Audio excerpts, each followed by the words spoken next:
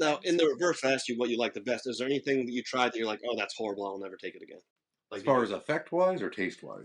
Oh no, just effect wise. Like, did you ever take too much vitamin A and get sick, or like, have you had any bad issues with anything like that? Get the I runs. I've definitely taken too much caffeine at once before, but that was about it.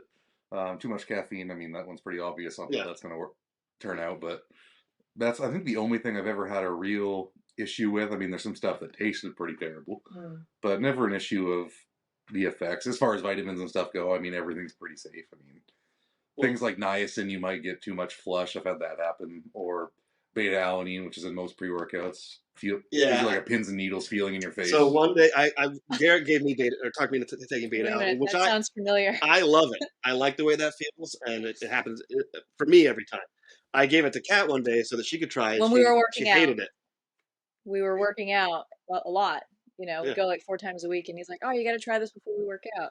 Next thing you know, I'm at the gym, and like my hands are on fire. Everything was tingling. It doesn't. Very It weird. doesn't hurt. Some people say it's painful. To me, it just feels like a tingly, It like. Yeah, it's a weird feeling, and I can understand why people don't like it. I didn't like it at all. But I was like hot and sweaty. I think I'm just so used to it at this point because after a while, you don't really feel it at all. I think your body just gets adjusted to that Sensation. feeling. Yeah. Yeah. So I don't usually get that feeling anymore, but I can understand why people don't like it. But it has great effects. You know, it helps increasing endurance. It's a great thing for weight people doing bodybuilding or running. You know, it's very good for increasing your endurance is, I guess, the best way to put it.